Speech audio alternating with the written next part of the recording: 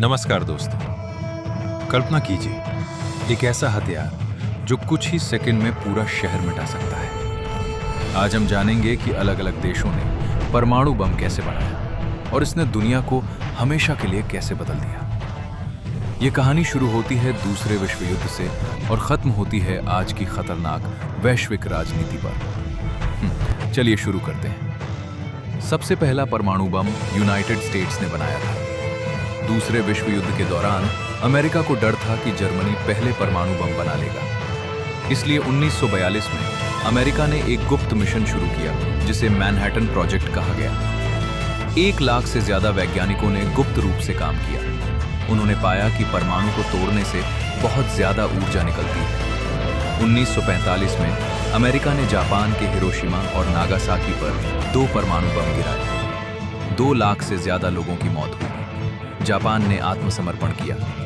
दूसरा विश्व युद्ध खत्म हुआ और परमाणु युग शुरू हुआ। युद्ध के बाद सिर्फ एक देश के पास परमाणु शक्ति थी, लेकिन सोवियत यूनियन कमजोर नहीं रहना चाहता था। जासूसी और वैज्ञानिकों की मदद से सोवियत संघ ने 1949 में अपना परमाणु बम बना लिया।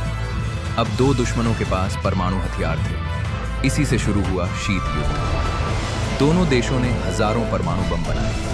अगर एक ने हमला किया तो दोनों खत्म हो जाएंगे। इसे कहा गया म्यूचुअली एश्योर्ड डिस्ट्रक्शन। इसके बाद दूसरे देश भी परमाणु शक्ति चाहते थे। यूनाइटेड किंगडम ने 1952 में परमाणु बम बनाया। फ्रांस ने 1960 में परमाणु परीक्षण किया और चाइना ने 1964 में परमाणु बम बनाया। इन देशों को चाहिए था सुरक्षा, ताकत और दुनिया में पहचान। परमाणु हथियार सुपर पावर बनने की निशानी बन गए।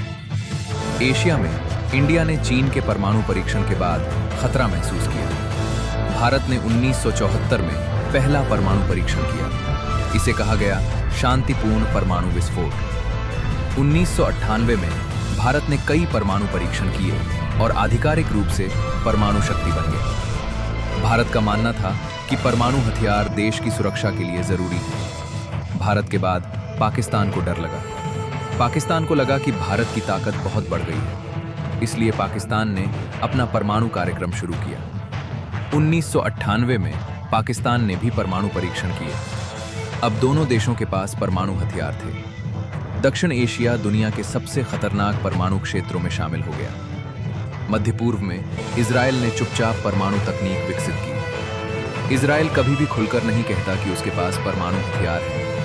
इस नीति को कहा जाता है परमाणु अस्पष्टता। इसका मतलब है न पुष्टि न इनकार। इससे दुश्मन अनुमान लगाते रहते हैं। सबसे नया परमाणु देश है नॉर्थ कोरिया। उत्तर कोरिया ने 2006 में पहला परमाणु परीक्षण किया। उसका मकसद था खुद को सुरक्षित रखना, दुनिया का ध्यान खींचना और राजनीतिक ताकत बढ़ाना। उसके परीक्षणों से पूरी दुनिया में डर फैल गया। आज भी उसका परमाणु कार्यक्रम जारी है।